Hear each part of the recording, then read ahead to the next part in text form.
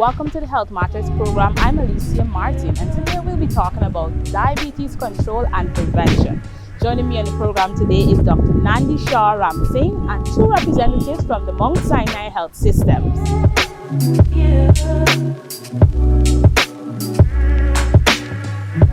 Thank you for joining me on the program, Dr. Ram Singh. It's nice being here, Alicia.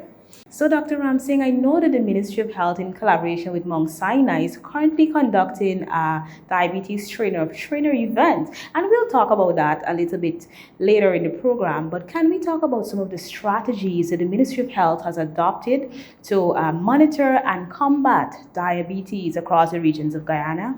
Well, Alicia, I can tell you the Ministry of Health, we have been doing so much as it comes in regard to diabetes, hypertension, NCDs basically in a complex and in a nutshell. Because we realize here at the ministry that non-communicable diseases need to have a higher platform where we can be able to reach out to the patients that we have in our regions and be able to encourage them not only to come out and be tested or to be screened, but also to get their diabetes under control, get them to be checked. So what we have been doing at the Ministry of Health, as you would have heard and persons would have heard too, we have our one-stop shop for diabetes that we're all calling it now, where persons can be able to access specialized services, diabetic foot care, such as endocrinologists and so forth, where they can be seen and they can be treated and also be looked at. This is just one of the many interventions we have. As you would have mentioned earlier with Mount Sinai, we have been developing guidelines because we want our Guyanese guidelines to be known and to be shown that we can be able to utilize this tool to screen persons, treat them, and have them diabetes controlled. So these are just the main and most important strategies that we're using right now. Wonderful. Thank you so much. I know that you guys have been doing a lot of work in the regions and in the field. Yes. That is, could you tell me what the response has been like from the general public, persons that you guys would have did home visit to, persons on outreaches, are those that are visiting the health centers? Oh my gosh, especially in the hinterland regions, we have persons that come, they tell us that, it's a very good job that we can be able to meet the people. And that's what we are at the Ministry of Health. We want to be able to meet the people, see their conditions, develop and improve their conditions. And that's why we're doing not just visiting health centers, the population. We have even started doing school visits because we need our kids for the future to know that, examples such as diabetes, tobacco, hypertension, nutrition, we want them to know that these things exist. And it doesn't start at the older age, it can start from a very small age. So we have had lovely response from the population going out to the regions. It's really good and wonderful for us. So I know the Ministry of Health has been focusing a lot on prevention over the years, and you mentioned screening earlier. Could you tell us how can persons get screened for diabetes? For those persons who are watching the program and wondering, okay, how can I get this done? So we have at least 400 facilities nationwide in Guyana here.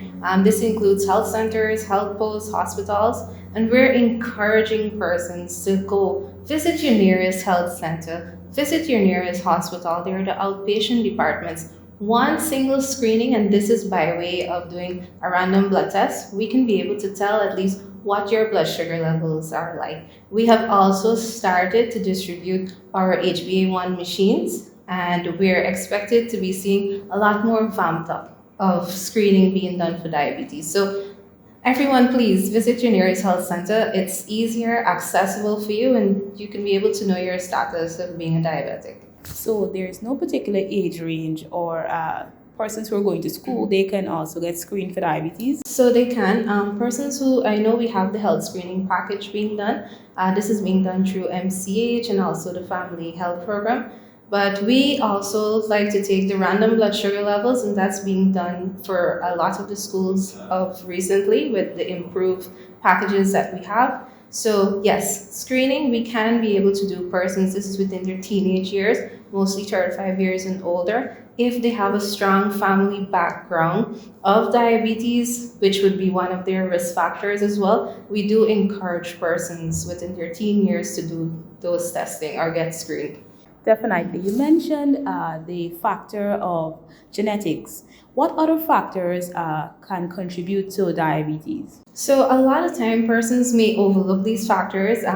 Physical inactivity. We like to encourage persons that sometimes you work in an office and you're not moving around a lot. Physical activity, getting regular exercise. This is actually one of the main points, along with nutrition that we're stressing on. Because persons think, especially when you're younger, eat whatever you want, however you like, and nothing will happen to you. But we want them to know that something called pre-diabetes exists. And even though we're looking at genetics, the things that we eat can also impact and influence our diabetes thread, which can lead us up to type 2 and we would not even know.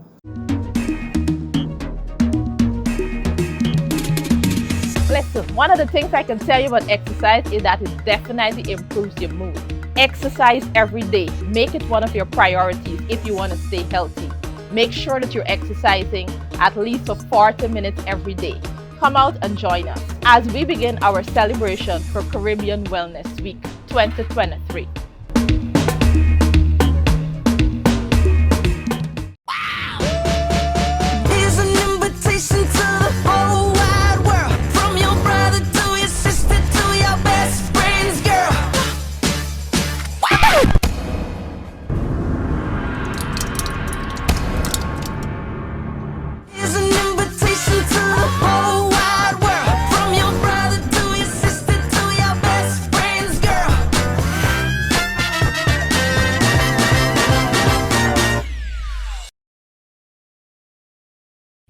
Exercise gives you more than just a great body. Some benefits you can't see, but you can feel. Cardio increases your heart rate and improves circulation. 60 minutes is good for heart health and 30 minutes for overall health.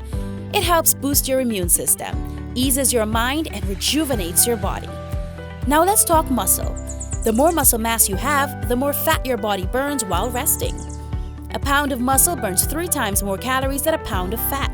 So, having more muscle means you can consume more calories. Exercise can improve the look of your skin, boosts your self-confidence, and helps you sleep better so you can wake up and do it all over again. 30 consecutive minutes per day, 5 days a week. Start now. Eat well, keep moving. A message from the Chronic Disease Unit of the Ministry of Health.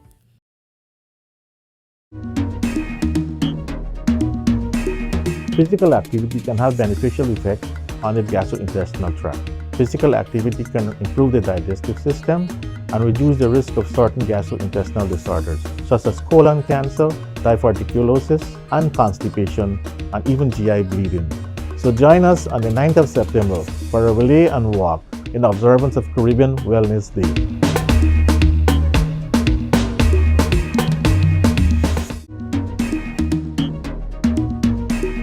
Hi Diana, so the Ministry of Health is inviting you to our walk and relay activity on the 9th of September, starting at 6 a.m. in observance of Caribbean Wellness Day. For patients who are suffering from chronic diseases such as diabetes and hypertension, exercise is seen as extremely important for the control of blood pressure levels and control of blood sugar levels. For those of you who have not developed chronic diseases, exercise is seen as even more important to stave off the development of chronic diseases and to ensure that you live a longer, healthier life.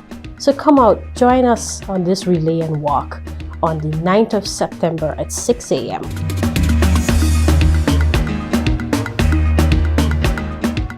Dr. David, I'm honored to have you on the program today. So I would like you to tell us a little bit about the Trainer of Trainer event that is being held during the course of this week. Tell us about it. What can we expect from it? What are some of the aims and the objectives of this entire initiative?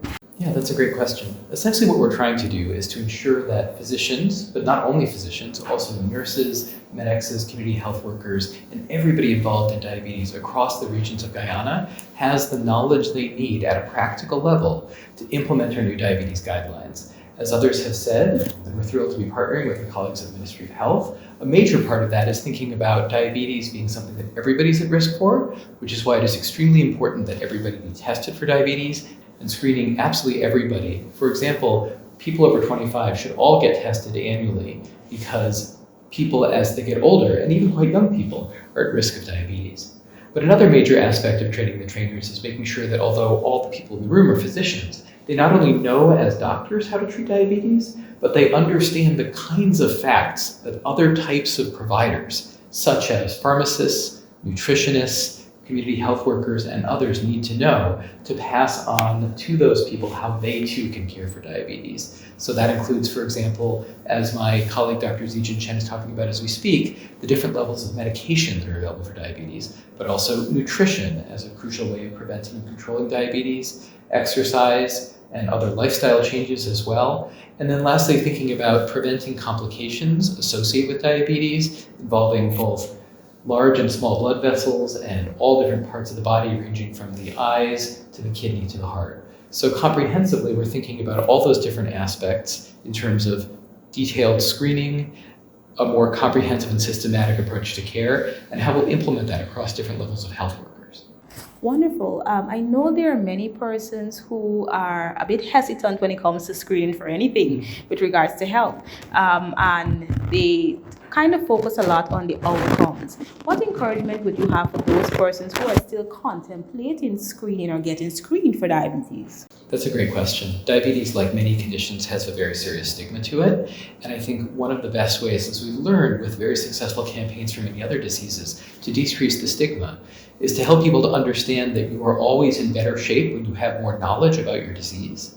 And also to know that you can often prevent or control the progression of diabetes, not always and not for everybody, but no matter who you are, no matter how advanced your condition may be, it is always better to know what your status is so you can take action to prevent and control complications.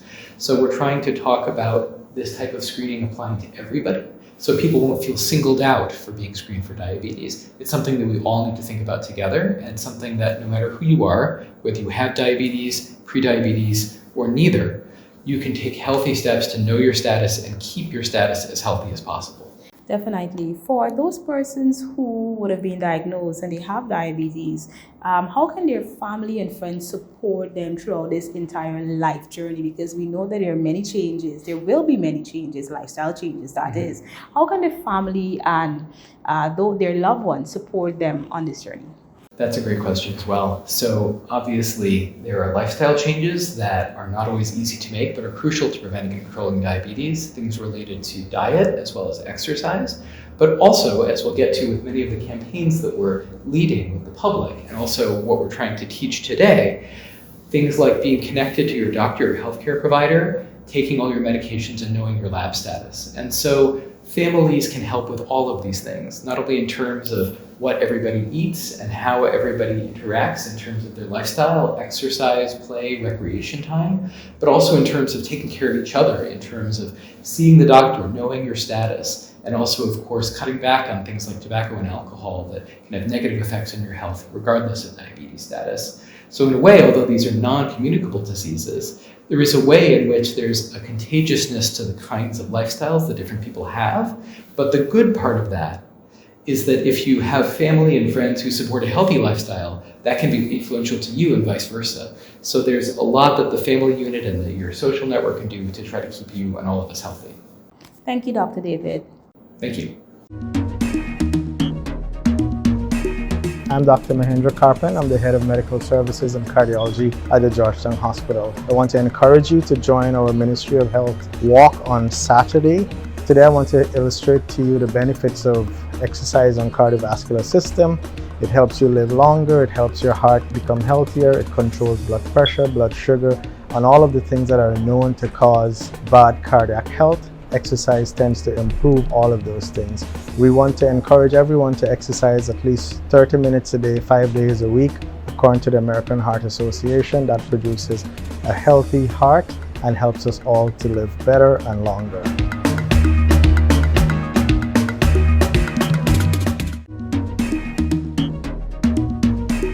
So exercise has many benefits, and one of them being that it helps to control your high blood pressure, it helps to control your cholesterol, it helps with control of your weight, it helps with weight loss, it helps to prevent joint pain, it helps to strengthen your muscles. So exercise is very important. It also helps to improve your mood.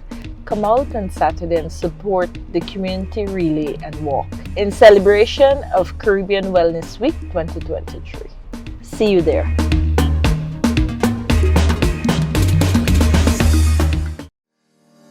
Hookah is not a safe alternative to cigarettes. Hookah products contain at least 82 toxic chemicals, including tar, carbon monoxide, heavy metals, and carcinogens. People who smoke hookah may be at risk for some of the same diseases as cigarette smoke. These include oral cancer, lung cancer, stomach cancer, and decreased fertility. 1 head of hookah is equivalent to 70 cigarettes of nicotine. 1 hour of smoking hookah is equivalent to 100 to 200 times greater volume of smoke inhaled than with a single cigarette. For further information, consult the Chronic Disease Unit at the Ministry of Health at 223-7355. I got cigarette tower. Yeah. Like a pack now. But it was all these things from this packet. Hi, mister. That is the new law. Them cigarette manufacturers have to put those images on them packs. Yeah, but with all these scornful things they got here, boy. Because they're showcasing the effects of cigarette. And it also says smoking is dangerous to your health. I feel like I can change my mind. Let's all work together to prevent cigarette smoking related illnesses. A message from the Ministry of Health with support from PAHO WHO. In the midst of life's challenges, remember this: reducing stress is not a luxury, it's a necessity. So take time for yourself, breathe, and let stress melt away. Embrace a life of balance, for you are capable of finding peace amidst the chaos. So let's take this opportunity and be a part of the Community Relay and Wellness Walk on September 9th, 2023. Mr. Horsway, it's an honor to have you in the program again. Could you tell us a little bit about Mount Sinai? I know that you're the country director, but tell us about some of the work that you guys are doing here in Guyana.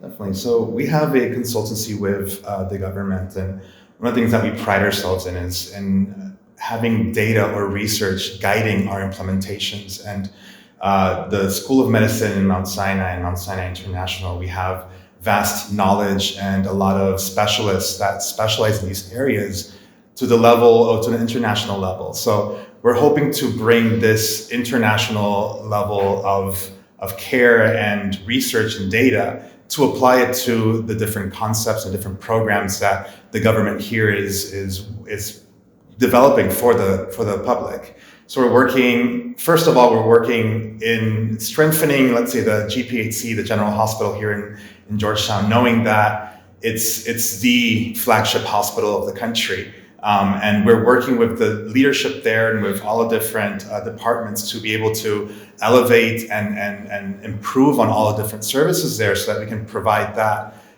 improved services for the country. But most importantly is that we're focusing on the national approach and not waiting until we have these complications that make us go to the doctor to be able to receive that medical attention, but that we have that primary care. And everywhere in the country that we're in, we can receive that quality healthcare and improving that access to healthcare in the country specifically. So we're working on things, for example, with strengthening the primary care right now with diabetes and hopefully with other non-communicable diseases in the nearby future. We're working as well with improving or developing the national health information systems as well.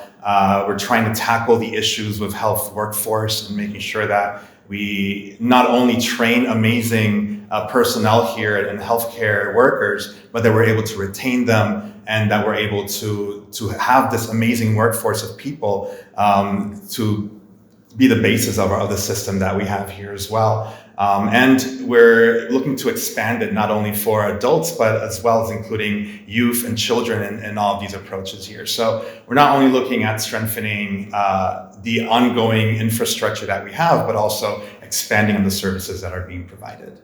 Wonderful. Thank you so much. I am so happy that you mentioned youths and children, because we know that they have an integral role to play in this as well. I know that Mount Sinai, along with the Ministry of Health, the Ministry of Education, you guys are currently working on a school screening program which has already started. Could you give us a little bit of background on that? Of course. I think one of our main directors, Dr. Rachel Vreeman, as a pediatrician, and she's in charge of, has a lot of experience working with children and youth specifically. One of the first things that we observed here is that we're waiting until people become adults to maybe treat them. And I think it's part of the culture as well, where if I'm not sick, why do I go to the doctor? And in order for us to be able to identify a lot of these different morbidities that stem from childhood, is easier and better to actually identify them at a younger age. So one of the first things that we're looking at is not only treating people that already have these morbidities, but how do we actually go towards prevention?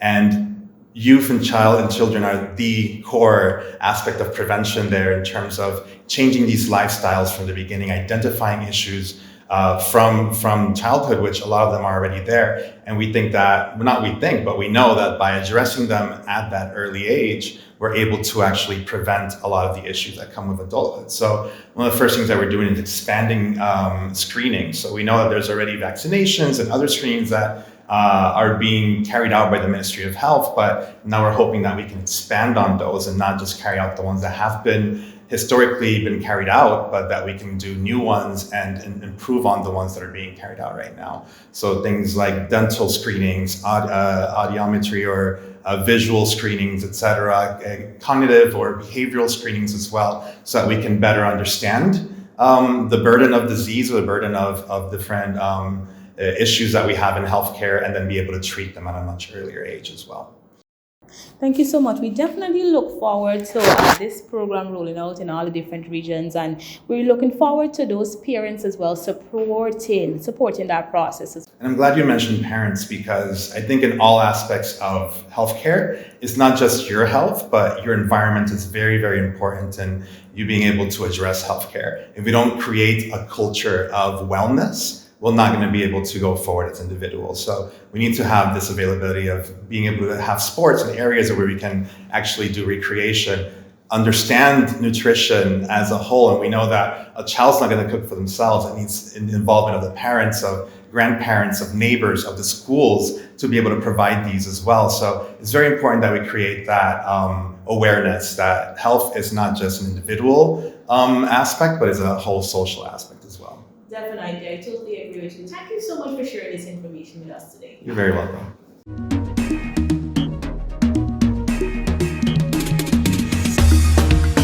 Hey, my name is Dr. Nandisha Ramsingh, Technical Officer for Diabetes within the Ministry of Health. And today I'll share a fun tip with you on protecting your bones. Did you know that your bones are the foundation of your body's mobility and strength? Regular exercises such as walking and weight bearing can help to protect our bones. Join us as we celebrate Caribbean Wellness Week here in Guyana with a community relay and walk on September the 9th. So come on out, Guyana, and strengthen your bones.